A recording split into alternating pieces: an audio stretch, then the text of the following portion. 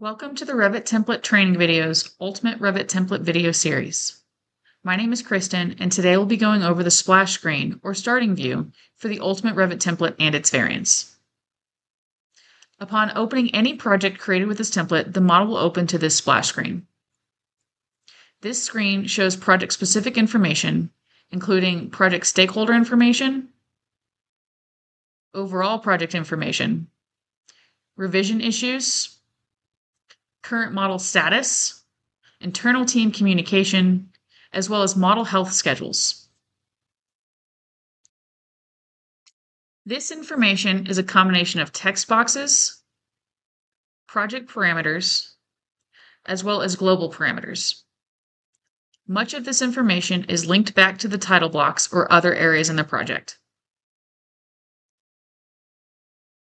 The issue log schedule includes revisions that have been assigned and issued. Simply navigate to the revision on sheet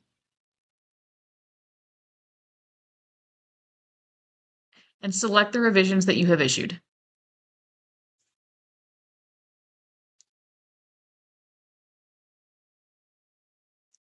In the current model status section, you will see a not for construction stamp, as well as a generic annotation that can be modified for your team's stamp. Simply select, go into the Edit Family mode, and you can place the stamp here and any additional signatures and dates as needed. Once we're loaded into the project, the stamp will update across all title blocks. In the lower area, you will find a section where you can add text or any additional information you want to communicate within your team.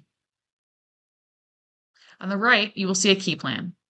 This key plan is a generic annotation that can be edited similar to the stamps. Simply select, go into the Edit Family mode, and here you can modify the extent of your building as needed. You can also add or remove sections to best fit your plan's design. On the right section of the splash screen, you will find the model health schedules. These first three schedules provide information within the project, such as unplaced rooms, any linked-in Revit models, as well as all levels that have been created.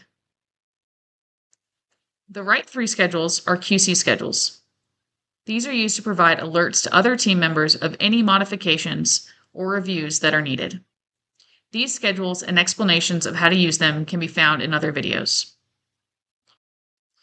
For additional information, see the blue text provided on all sheets, or review the additional videos in our Ultimate Revit Template video series.